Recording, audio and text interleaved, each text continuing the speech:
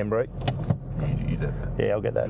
Co-pilot. You're the co-pilot, mate. Fuck, I can't do everything, mate. I want to film this one. I have to be at my best. So we've got Paul Mckinley here today, going for a drive. Carpool Coffee.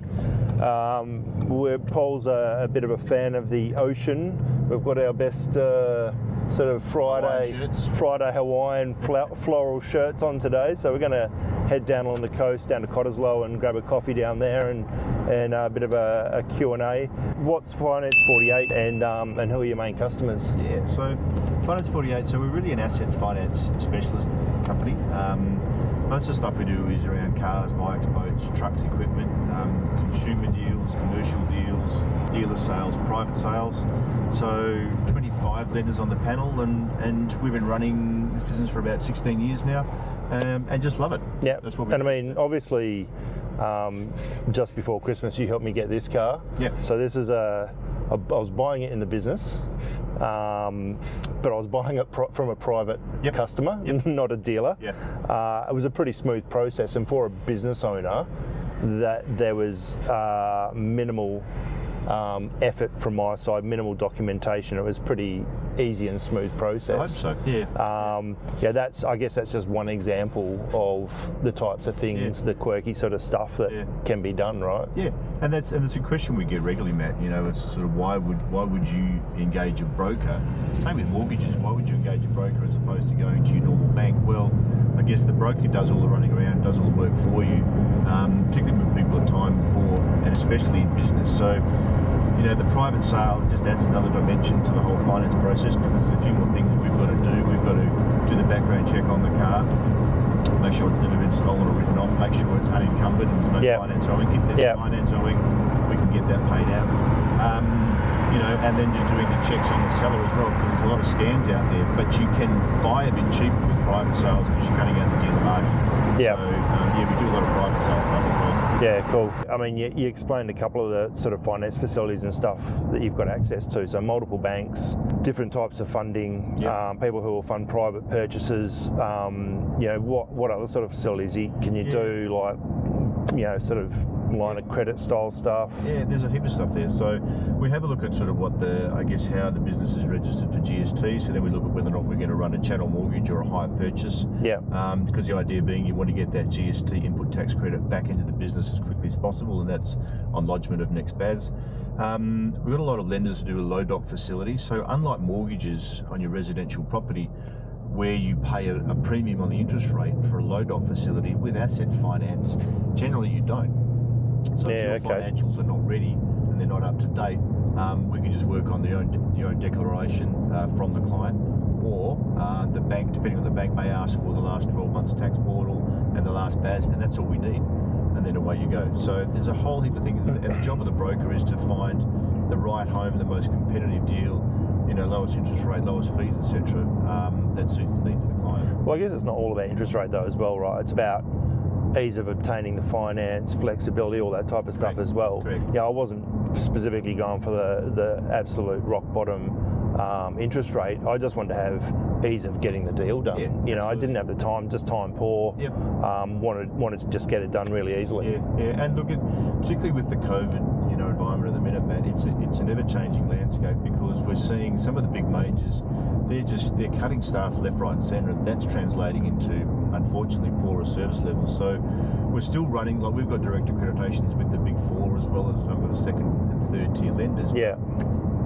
Often the Big Four are not the best solution. So there's a lot of I guess options we've got out there for the clients, and it's just navigating our way through that to get the best and the quickest solution. Because often a client wants something, particularly in the commercial space, you know, they're wanting something and they're wanting it in the next few days. Well, that's where hopefully Finance 48 comes in, and we try and get that turned around, you know, within that 48-hour period, and have your bum in the seat driving away. Yeah. Well, that was my next question, was what's the meaning behind Finance 48? So where that come about, so the way we try and do it is, when does Matt, you know, want his new Mustang? Well, he comes ASAP. ASAP, right. So you give me a call on Monday morning and say, Paul, we've found the Mustang I want to buy. It's like, great. So from 10 o'clock Monday, the clock starts ticking. So we take the application, submit it, hopefully get it approved quickly, meet with Matt, get the documentation signed, submit for settlement, have it settled, communicate with both Matt and the seller, have funds transferred. So by 10 o'clock on Wednesday, so 48 hours later, Matt's driving away in his new Mustang. Nice. Yeah. So I know you're a bit of an adrenaline guy. You like your cars, your motorbikes, your push bikes, your boats, your mountain biking. Yeah, we love our toys. So, yeah, obviously you've got a bit of a passion about cars, you know a lot about cars. What, I already know the answer to this, but just for everyone who's watching, what are these added sort of services that you provide within your whole offering to make it really easy for someone either buying, selling, refinancing, and so forth, or even wondering what car to get? So these added services that you provide, just as a part of your offering, right, is to help people find the right vehicle, get the most out of either selling or trading in their current vehicle. So can you explain a bit about that? Yep. So what we try and encourage our clients to do is to start with, and we might talk about this a bit later, but get some finance pre-approval. The benefit of that is that you know your buying power, okay, and you can use that pre-approved finance to help negotiate on the price. But before that, we can start doing the research. Okay, if you've got a bit of an idea of what you want, let's say you want a dual cab turbo diesel ute, for instance, for business. All right, so we can do a whole lot of research for you and send you a 4 or 5 page report comparing different makes and models, the features and the benefits, the carrying capacity, the torque, the service intervals, comparing them in a nice neat report, sort of side by side. That's pretty quick and easy. That's something that we do for our clients complimentary. Gives them a wealth of information. They may then narrow that down to a couple of vehicles. We can arrange for test drives on those. Do we look at the colours when we're reselling? We have a bit of a look at that. The colours is an interesting one, mate, because look, they're pretty. There can be some wild colours out there, and they can be a love it or hate it colour. And then there's your safe colours, I suppose. Yeah. You know what I mean? So, yeah. Black, white, grey, silver. Yeah, correct. They're safe. The Mercedes colours. The Mercedes colours. Yeah. Exactly. So coming back to your question, so look, there's a lot of research and comparison. We can get involved in helping source the cars. We've got a pretty large network of motor vehicle dealers across Australia. Yeah.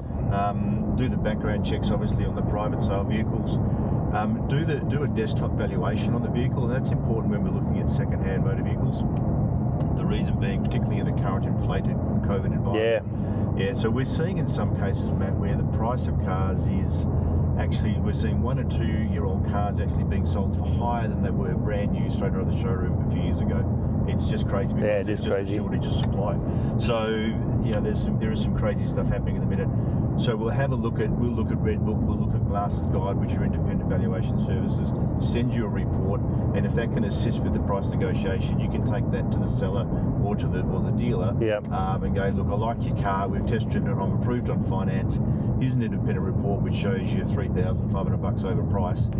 If you can get me down on the price, I'm happy to do the deal. So we use that in your favour to help negotiate price. So one thing I'd not thought about until you just mentioned it then was, do Red Book take into account these inflated prices, or are they sort of flattening that curve and saying this is overinflated? Or good question. They actually do take into account, and that we're seeing that in the Red Book analysis. We're seeing a second-hand car. It shows it clearly on the reports. The current market value in Australia actually is higher than the dealer or the manufacturer recommended retail price. So it's reflected in current market values. Do you think that could impact some lenders down the track if that sort of heat comes off? You got a lot of good questions, haven't you? In fact, what's happening is the lenders are already taking account of this. So if we talk about LVRs on property, the same thing applies with motor vehicles. So the loan to value ratio is the value of the debt divided by the value of the asset. Okay. Yeah. So they would typically lend, let's say, out to 120%. So for easy maths, if you've got a $10,000 car, they might lend $12,000 on the car. They'll lend more than what the car is booking at. With what's happening with COVID and the inflation and the prices, they're actually going out to 130, 140% of the booking. Okay. All right. Wow. So they have adjusted their assessments, and they need to. Otherwise, people are going to need big deposits to climb into the next vehicle. Yeah. What did you do for a crust before Finance 48? How long's Finance 48 been around for? So Finance 48 is about 16 years. Yeah.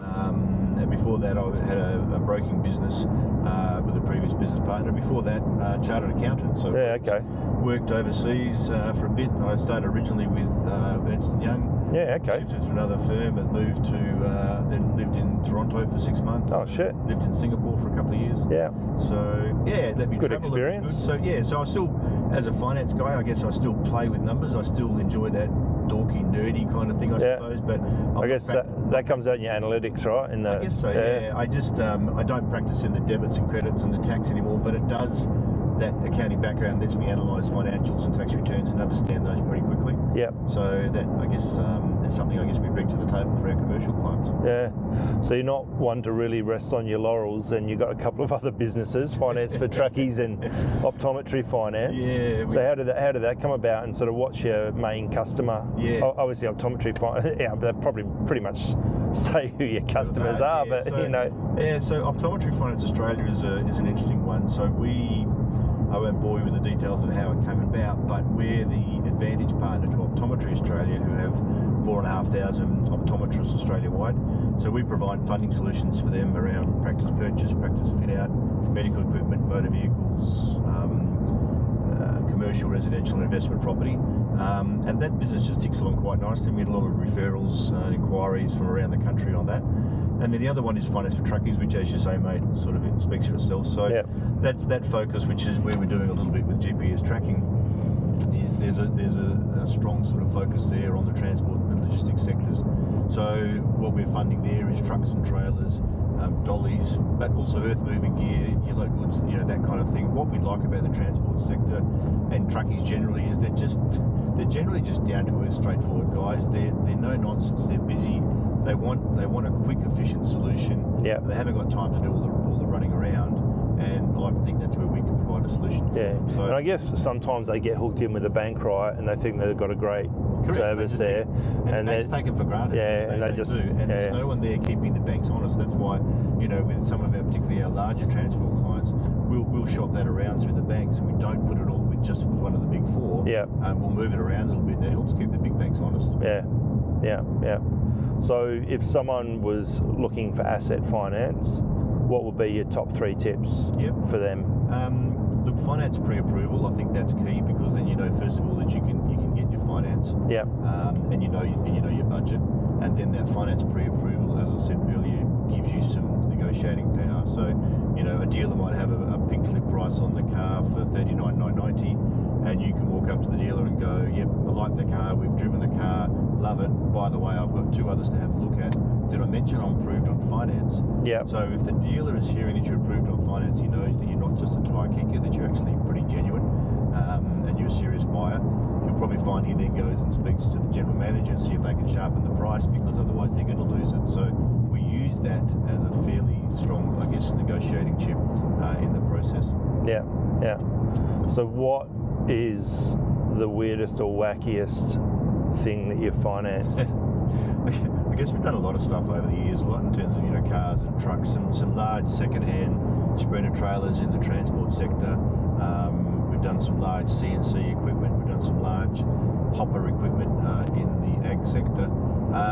Probably the weirdest one, there was about $100,000 worth of gas bottles for a client up in the hills. And the reason that's a bit weird is because if you think about gas bottles that this company was letting out just to all residential, if the business went under, it's awfully hard for the bank to go and repossess all these gas bottles, because they don't have serial numbers, they're not readily identifiable. It's not like it's a truck or a crane or something. Well, they go, well, that bit of gear with that serial number, that's the security for the debt. Yeah. So the gas bottles was really weird. What was good is the bank looked past the nature of the asset, and because the client was so strong, they were happy to do the deal. Yep. So they were a very low risk client, and so that was I guess a fairly unusual item that we financed quite a few years ago now. So it wasn't asset backed by the gas bottles then? No, and that's exactly it. You know, and because the client had good standing with the bank. Yep.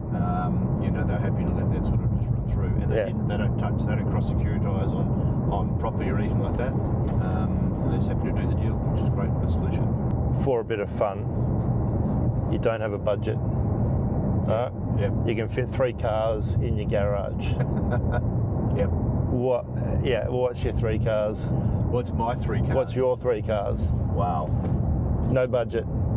Undercover. Undercover, of course.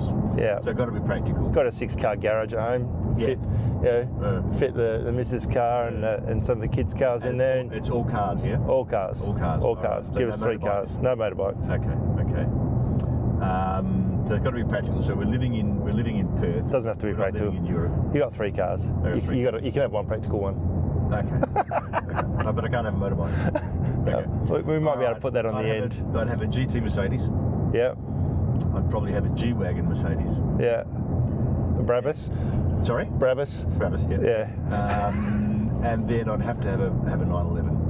Yes. Okay. Porsche in there. Yeah.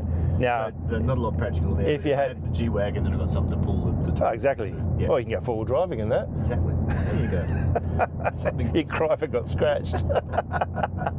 Now, okay, so if you throw a motorbike in on that, 1 motorbike, what would be your bike? I would probably go to a Ducati Diablo. Yeah. Yeah. I mean, we're getting old these days. We can't be on these sports bikes, bending our wrists and We can't do that, hurting our backs. The arthritis doesn't allow Yeah, it. no, exactly. Yeah, I think that'd probably be one of mine as well. Yeah, it's still a bit sporty. Yeah. Got a heap of power. Yeah. But a bit more upright. Yep. Yeah. It's sensible. It's the older man sort of. Exactly. Yeah. Or you have to have the money to afford it. Yeah, there is that too. I know a guy who can finance it. Yeah. Okay. Yeah. Well, we know a guy who's got one. He just he hasn't hasn't offered anyone else to have a ride of it. I think that's a hint if he's listening now. Yeah, exactly. Yeah. Wait till he watches this. Yeah.